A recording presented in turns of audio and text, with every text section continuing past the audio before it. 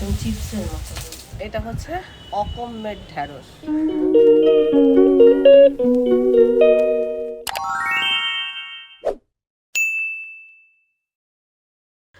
Good morning, কেমন আছো তোমরা সবাই? আজকে রবিবার, আমার কথা বাজারে গেছে, বাজার থেকে আসুক তারপর বাজারটা তোমাদের দেখাবো।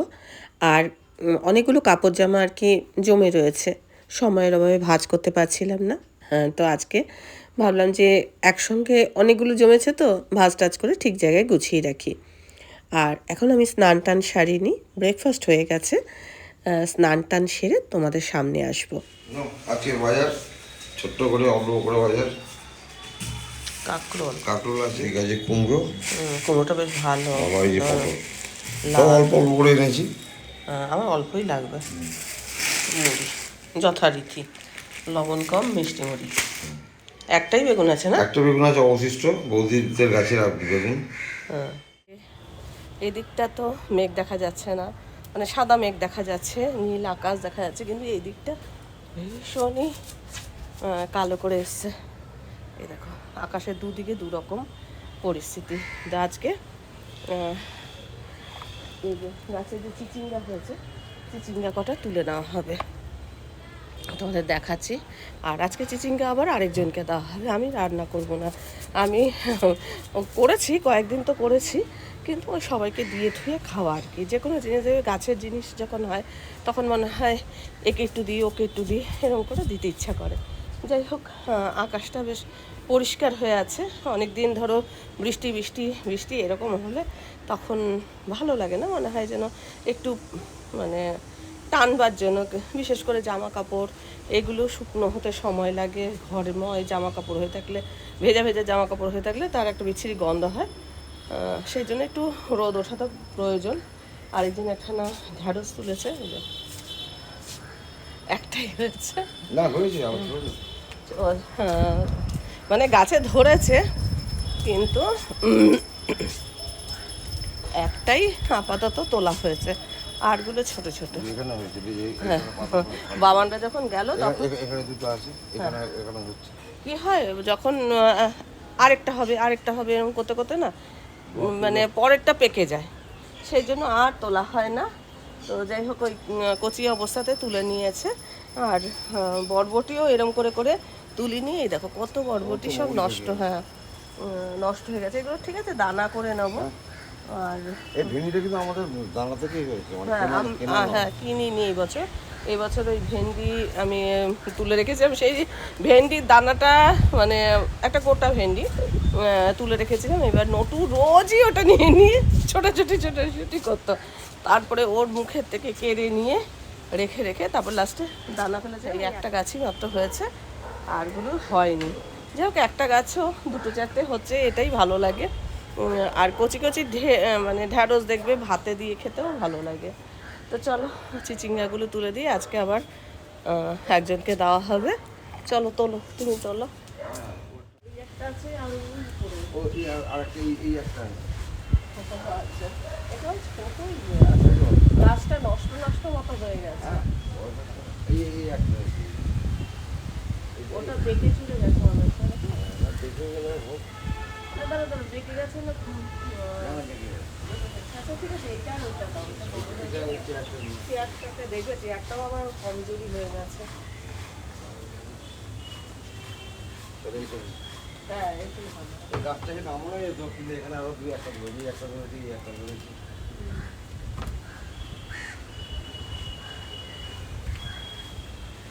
দেয়ালেও আটকে পড়ছে। হ্যাঁ, এটা পেরেই দিলাম, কিন্তু এই একটা আছে, এই একটা আছে।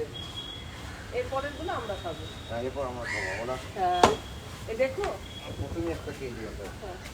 এই যে এই দুটো আসলে সবাইকে যখন দিই মনে কি একে আর দুটো হলে এবার একে দেবো, এবার এর পালা, এবার হলে তারপরে। এই বছর যেমনি চিচিঙ্গাটা অনেকটা হয়েছে বলে একে ওকে একটু দিতে পারলাম, মানে এটা নিচ থেকে উঠেছে বলে। তো ঝিঙে গাছটা এত সুন্দর হয়েছিল, একদম ঝিঙে হলো না, এখন কি আর করা যাবে। ঝিঙে গাছ তো তোলা হয়ে গেছে, তাই এত কষ্ট করে এইখানে এসে দিয়েছিল যে ওদের ছাদে বেয়ে যাবে, জানলার কাছাকাছি গেছে, কষ্ট করে দিয়েছে ঠিকই, কিন্তু গাছটাই শুকিয়ে যাচ্ছে। না ঠিক আছে, ওদের ছাদে খানিকটা উঠলো, আমাদের ছাদে খানিকটা উঠলো, দুজনে মিলেই খেলাম, সেটা ঠিক আছে, কিন্তু আদার গাছটা শুকনো হয়ে গেছে তাই। হ্যাঁ মনে হচ্ছে না গাছটা আর বেশি দিন সবজি দেবে। আর একটু আগে যেমনি অনেকটা বড় বড় হচ্ছিল, কচি থাকছিল, কিন্তু এখন অল্পতেই ছোট থাকতে থাকতেই দেখছি পেকে উঠছে, যার জন্য বেশি বড় করছি না, বড় করার আগেই যাকে দেওয়া দিয়ে দিচ্ছি। হ্যাঁ, আর যদি যায় তো ভালো কথা, আমার তো কোনো অসুবিধা নেই। আর যাবে না। হ্যাঁ, আর যাবে বলে মনে হয় না, শুকনোই হয়ে যাচ্ছে গাছটা, আর কি আর হবে। তো চলো, এইসব তো দিয়ে শুরু করলাম দিনটা, এবার রান্না বান্না শুরু করব। শ্রাবণ মাসের সোমবারে অনেকে অনেক নিরামিষ খাবার খায়, তো আজকে সেরকমই আমি নিরামিষ খাবার খাবো, যদিও আজকে রবিবার, কিন্তু আমার যেহেতু ভিডিও শ্যুট করতে হয় তাই আমার দিনক্ষণ দেখে করলে হয় না। হয়তো এই রেসিপিটাই আমি কালকে তৈরি করে খেতে পারি, কিন্তু আমি এটা শঙ্কর কিচেনে আপলোড করব। আজকে একটা রেসিপি করব যেটা কিনা কাঁকরোল দিয়ে, যেটা আমরা বালাসরে গিয়ে খেয়েছিলাম, আমার খুব ভালো লেগেছে, একদম কুরকুরে কাঁকরোল ভাজা। আমি খেয়ে যেটুকু বুঝেছি সেইভাবে আমি রান্নাটা করব। প্লাস কী বলো তো, ওর মধ্যে আমি কিছু জিনিস দেবো যাতে আরও টেস্টি হয়। আর আমি তো ওইটা হোটেলে খেয়েছিলাম, এটা মানে সাধারণ রেস্টুরেন্ট, এত মহিলা পরিশ্রমী বলে বোঝাতে পারবো না, যেরকম চেহারা লম্বা তেমনি মানে স্বাস্থ্য ভালো, তেমনি কর্মঠ, মানে সকলের নজরে পড়ছে ওই মহিলাই মনে হয় পুরো দোকানটাকে দাঁড় করে দেবে। একটা ভাতের হোটেল, আমরা বালাসর থেকে যখন আমরা স্টেশনের দিকে এসেছি সেই সময়টা খাচ্ছে, এমনকি মহিলার ব্যবহার এত ভালো।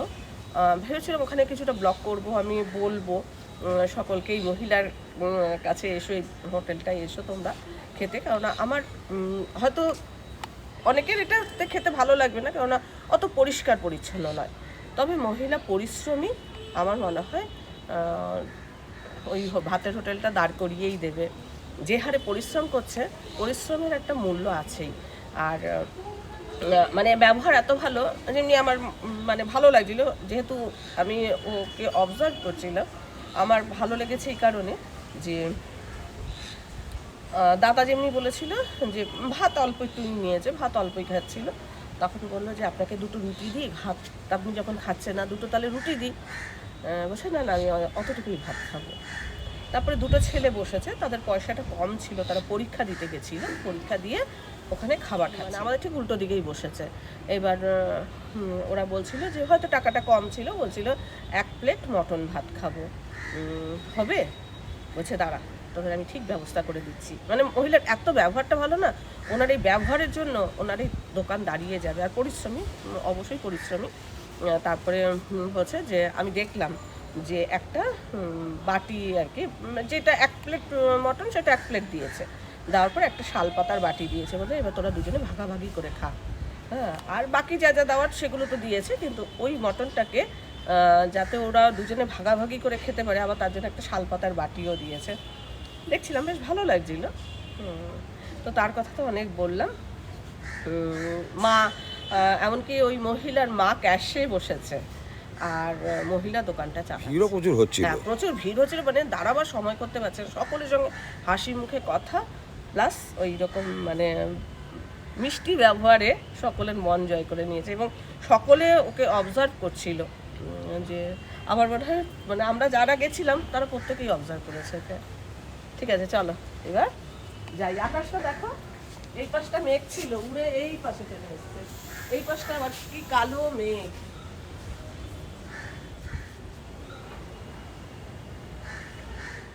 আজ তোমাদের একটা অচেনা অজানা মহিলার গল্প শোনালাম। ওকে দেখে না আমি খুব ইন্সপায়ার হয়েছি, তার কারণ মানে আমার মনে হচ্ছিল আমিও এরকম মানে অনেক অনেক কাজ করব। আর আমার বয়সটা হয়তো অনেক বেশি হয়ে গেছে, ওর বয়সটা আমার থেকে অনেক অনেক কম। হ্যাঁ, কিন্তু আমার ওকে ওর ওই ছুটে ছুটে কাজ করা দেখে আমারও মনে হচ্ছিল আমিও যদি এরকম ছুটে ছুটে কাজ করতে পারতাম তাহলে কত কাজ আমি করতে পারতাম। এই বয়সে এসে আমার হয়তো অনেক কিছুতে আফসোস হয় যে অল্প বয়সে আমি অনেক কিছু সুযোগ পাইনি। এখন যেমনি আমি একটা ইউটিউবের কাজ করছি, এটা একটা প্ল্যাটফর্ম পেয়েছি বলে তাই। তবে হ্যাঁ, আমি মাধ্যমিক পাশ করার পর থেকে কিছু না কিছু রোজগার, মানে 100 টাকা হলেও আমি রোজগার করেছি, কোনো দিনও বসে থাকিনি। আচ্ছা, তোমরা অনেকেই আমার এই যে এই ফুলদানিটা দেখে বলছিলে খুব সুন্দর ফুলদানিটা। আসলে এটা ফুলদানি নয়, এটা আসলে একটা তেলের জার। আমার কর্তা তেল ঢালতে গিয়ে জারটা ভেঙে ফেলেছিল, তারপর তাকে ফেভিকুইক দিয়ে জোড়া লাগিয়ে দিয়েছে। আর আমি এখন এটা ফুলদানি হিসাবে ব্যবহার করি। আর আজকে বললামই ওই মহিলা যেরকমভাবে কাঁকরোল ভাজা আমাদের দিয়েছিল, আমি সেই রকমভাবে কুরকুরে কাঁকরোল ভাজা বানাবো। তো তার প্রস্তুতি নিচ্ছি, এটা আমি রান্নার ভিডিও শ্যুট করব, তাই আর দেখাচ্ছি না। বাজার থেকে কি এনেছে সেটা তো আমার কর্তা দেখিয়ে দিয়েছে। আর তার সাথে আরও কিছু সবজি মিশিয়ে আমি আজকে সবজি ভাত বলতে পারো, সেটা আমি করি। স্নানের আগে সমস্ত এই যে সবজি টবজি কেটে ধুয়ে পরিষ্কার করে আমি রেখে দিয়েছি। এখন রান্নাটা শুরু করব। রান্নার ভিডিও আসলে আমি শ্যুট করব, তার জন্য সমস্ত উপকরণ রেডি করে তারপরে স্নান করেছি। আমি যেরকম বললাম ওই হোটেলে খেয়েছি ওরমভাবে ভাজা করব আর সবজি ভাত করব। আর কালকে করেছিলাম আলু বোখরা চাটনি, সেই আলু বোখরা চাটনি অনেকটাই রয়েছে, তো মানে হয়ে যাবে। আজকে আর সেরকমভাবে কিছু করব না।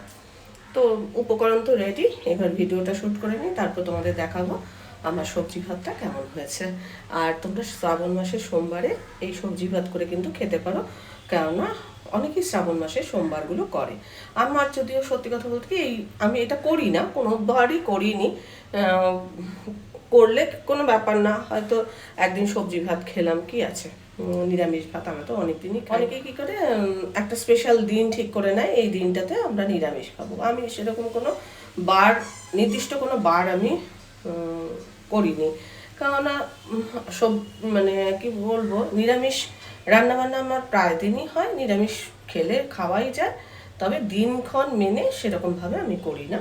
যেদিন মন চায় নিরামিষ খাই, যেদিন আমার মাছ মাংস খেতে ইচ্ছে হয় বা আমিষ খেতে ইচ্ছে হয় সেদিন মানে সেটা খাই, মেলানো মেশানো থাকে। দেখো, কারো যদি কোনো ভালো জিনিস দেখো প্রাণ ভরে প্রশংসা করবে, তাতে কিন্তু কিচ্ছু ক্ষতি হবে না। আর আমি দূর থেকে ওই মহিলাকে অনেক অনেক আশীর্বাদ জানালাম, ও অনেক বড় হোক। এখন এই কাঁকরোলগুলো ভেজে নিই, তারপরে আমি যেটা বলছিলাম সবজি ভাত বা সবজি খিচুড়িটা কাঁকরোল ভাজাটা হয়ে যাক, তারপরে শুরু করবো।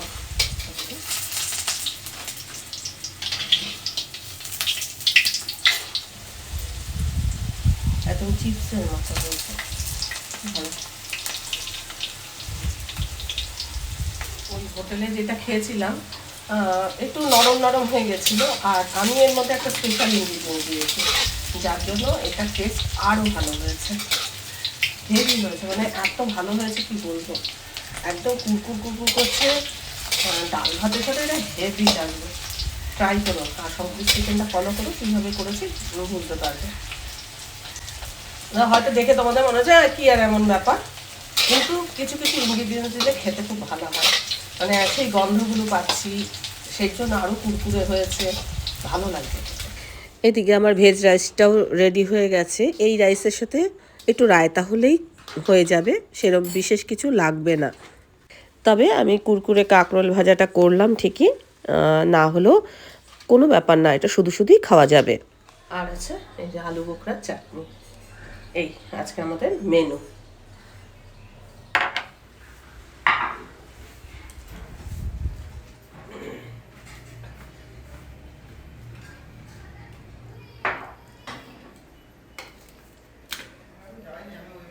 আজকে তাহলে সবজি রাইস, কাঁকরোল ভাজা, কুরকুরে কাঁকরোল ভাজা আর আলু বোখরা চাটনি, এই হচ্ছে আমাদের আজকের লাঞ্চের মেনু।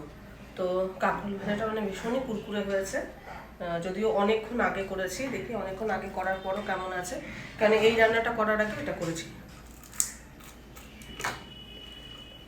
এখনো মুচমুচে হয়েছে। তো এবার আমরা লাঞ্চটা সারবো। আর এই এটা দেখতে কিন্তু খুবই ভালো হয়েছে, খেতেও কিন্তু খুব ভালো হবে। অবশ্যই অবশ্যই ট্রাই করবে কিন্তু এই রেসিপিটা, শঙ্করের কিচেনটা ফলো করো, করে রেসিপিটা ট্রাই করো।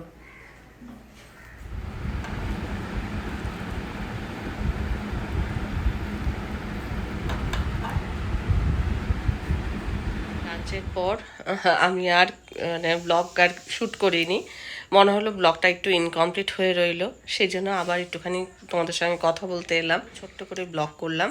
আশা করছি ভালোই লেগেছে। যদি ভালো লাগে তাহলে অবশ্যই একটা লাইক দিও, প্রচুর প্রচুর শেয়ার করো। আমার চ্যানেলটা ভালো লাগলে অবশ্যই সাবস্ক্রাইব করে আমার পাশে থেকো। আজকের পর্বটা আমি এখানেই শেষ করছি। দেখা হবে নতুন একটা পর্ব নিয়ে, নতুন কিছু নিয়ে। ততক্ষণের জন্য টাটা।